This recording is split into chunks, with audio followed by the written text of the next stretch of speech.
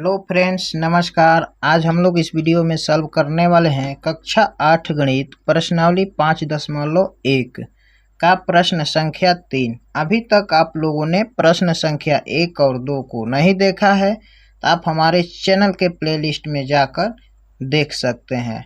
उससे पहले आप अभी चैनल पर नए हैं तो वीडियो को लाइक तथा चैनल को सब्सक्राइब कर दीजिए और इस वीडियो को ज़्यादा से ज़्यादा अपने दोस्तों के ग्रुप में शेयर कर दीजिए। तो ज़्यादा विलम्ब न करते हुए आइए वीडियो को स्टार्ट करते हैं। देखिए क्वेश्चन है, निम्नलिखित संख्याओं में से कौन सी पूर्ण वर्ग है, जांच कीजिए। तो यहाँ पर हमने एक बेसिक क्लास में बताया था वर्ग और वर्गमूल किसे कहते हैं, कैसे निकालते हैं। ठीक है, तो अभी तक वो क्लास आप लोग नहीं देखा है तो वीडियो को इन तक बने रहे, वहाँ पर आपको मिल जाएगा। ठीक है, वहाँ से आप देख सकते हैं। ठीक है, तो पूर्ण वर्ग संख्या उसे कहते हैं जब हम किसी भी संख्या का अभाज्य गुणनखंड निकालते हैं तो उसका गुणनखंड जो होता है जोड़ा बन जाता है, यानी कि पेयर बन जाता है, तो उसका पूर्ण वर्ग कहलाता है। ठीक है, तो आइए हम लोग सॉल्व करते हैं। सॉल्व करेंगे क्वेश्चन तो और अच्छा से आपको समझ में आएगा। तो देखिए पहला क्वेश्चन को हम लोग सॉल्व करेंगे। 256 है तो यहाँ पर लिखेंगे 256 का अभाज्य गुणनखंड निकालेंगे। ठीक है जी, ध्यान से देखिएगा और ये सबसे छोटी संख्या से इसे निकालना है। छोटी से छोटी संख्या से निकालिएगा तभी जाकर ये अच्छा से बनेगा। तो सबसे छोटी संख्या यानी कि 2 से हम भाग देंगे 256 में, तो 2 एकम 2, 2 दूनी के 4, 2 8 6, तो यानी कि इतना बार में कटेगा। ठीक है, फिर 2 से हम भाग देते हैं इसमें, तो 2 छक्का 12, 2 चौके 8। ठीक है, फिर देखिए 2 से हम भाग देंगे तो 2 तियाई 6, 2 दूनी के 4, 2 से भाग देंगे फिर तो ये 2 से 16 बार में कट जाएगा। फिर 2 से हम भाग देंगे तो 2 8 16। ठीक है जी, फिर देखिए 2 से हम भाग देते हैं तो कितने बार में जाएगा, 4 बार में। फिर 2 से हम भाग देंगे तो 2 दूनी का 4 होता है, यानी कि यहाँ तक हमारा बन गया। तब हम लिखेंगे यहाँ पर 256 का अभाज्य गुणनखंड। ठीक है जी, 256 का अभाज्य गुणनखंड क्या क्या आया है, तो यहाँ पे जो इसका फैक्टर है वही लिखेंगे हम यहाँ पे। ठीक है, तो यहाँ पे देखिए 2 कितना, 1 2 3 4 5 6 7 8, 8 है तो यहाँ पर लिखेंगे 2 गुणे 2 गुणे 2 गुणे 2 गुणे 2 गुणे 2, कितना हो गया, 2 2 4 2 6 7 और 8। ठीक है, तो यहाँ पे हमने इसका फैक्टर को लिख लिया। तब इसका हम जोड़ा बनाएंगे। देखेंगे कि जोड़ा जिसका जिसका जोड़ा लग जाएगा समझिए कि वो क्या है, पूर्ण वर्ग है। तो 2 2 का पेयर हम बनाएंगे यहाँ पर, तो देखिए जोड़ा सबका लग गया है।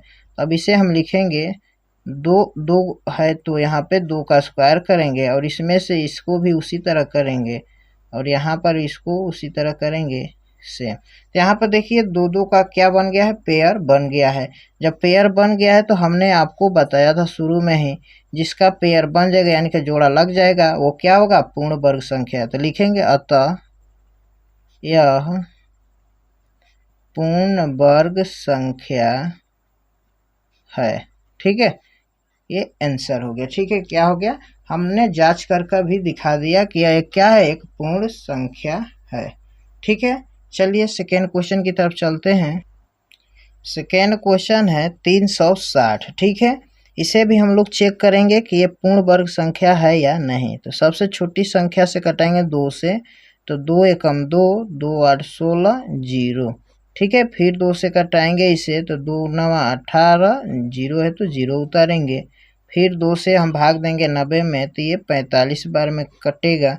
फिर 2 से हम दो से भाग तो नहीं जाएगा 45 में, ये भाग जाएगा 3 से। ठीक है, 3 से भाग देंगे तो कितना बार में जाएगा, 15 टाइम में जाएगा। फिर इसे 15 में भाग देंगे 3 से तो 5 बार में जाएगा। ठीक है, तब यहाँ पर लिखेंगे 360 का अभाज्य गुणनखंड बराबर। ठीक है जी, 360 का अभाज्य गुणनखंड, जो जो इसका फैक्टर आया है उसी को हम लिखेंगे। तो देखिए 2 यहाँ पर 3 है तो 2 को हम 3 बार लिखेंगे और 3 कितना बार है, 2 बार है तो 2 बार लिखेंगे और 5 कितना बार है, 1 बार है। तब देखेंगे इसका पेयर बन रहा है या नहीं। तो देखिए 2 का पेयर बन गया है और यहाँ पर 3 का पेयर बना है, ठीक है। और बाकी यहाँ पे 2 और 5 का पेयर नहीं बना है, ठीक है। ध्यान से देखिएगा, यहाँ पे जो पेयर बना उसे पहले लिखते हैं और जो पेयर नहीं बना है उसे उसी तरह लिख देंगे, ठीक है। तो यहाँ पे 2 और 3 का पेयर बन गया है और बाकी 2 और 5 का नहीं बना है। तो जब पेयर नहीं बनेगा यानी कि जोड़ा नहीं लगेगा तो हम लिखेंगे अतः यह पूर्ण वर्ग नहीं है, ठीक है जी। क्या नहीं है? पूर्ण वर्ग नहीं है, ठीक है। प्रश्न संख्या 3 है 324। यहाँ पे इसको देखेंगे क्या ये पूर्ण वर्ग संख्या है या नहीं। तो इसे भी हम 2 से भाग देंगे। तो 2 एकम 2, 2 छक्का 12, 2 दूनी के 4, ठीक है। आप यहाँ पर भाग देकर देख सकते हैं। अब 2 से भाग देंगे 162 में तो 2 8 16, 2 एकम 2 बार में जाएगा। फिर 2 से भाग देंगे तो 81 नहीं जाएगा। अब तो यहाँ पर हम 3 से भाग देंगे तो 81 पूरा पूरा कट जाएगा, यानी कि 3 दूनी के 6, 3 सते 21, ठीक है। अब 3 से भाग देंगे तो ये जाएगा 3 9 27 बार में। अब फिर हम 3 से भाग देंगे 9 में तो ये जाएगा 3 तिया 9 होता है, ठीक है। तब लिखेंगे यहाँ पे 324 का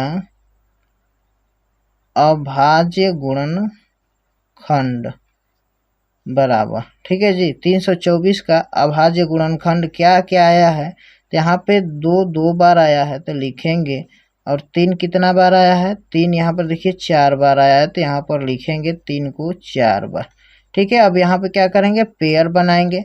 तो देखिए पेयर यहाँ पे सबका बन गया है तो इसे हम लिखेंगे 2 का स्क्वायर। यहाँ पे 3 2 है तो 3 का स्क्वायर, यहाँ पे 3 2 है तो 3 का स्क्वायर, ठीक है। तो यहाँ पे सभी का पेयर बन गया यानी कि जोड़ा बन गया है।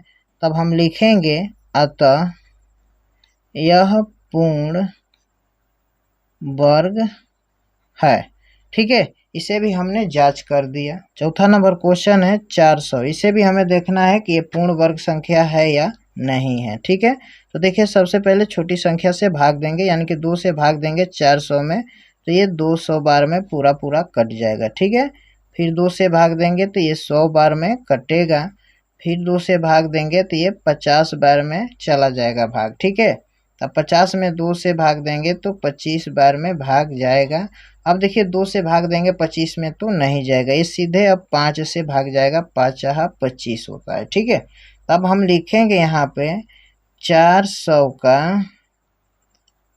अभाज्य गुणनखंड, ठीक है जी। 400 का अभाज्य गुणनखंड क्या क्या आया है। तो देखिए 2 कितना है, 2 4 बार है तो यहाँ पर लिखेंगे 2 को 4 बार लिख दिए। और 5 कितना बार है, 2 बार है तो यहाँ पर लिखेंगे 5 गुणे 5, ठीक है। अब इसका देखेंगे पेयर बन रहा है कि नहीं, यानी कि 2 का जोड़ा लग रहा है। तो यहाँ पर देखिए यहाँ पे तीनों संख्या का जोड़ा लग गया है।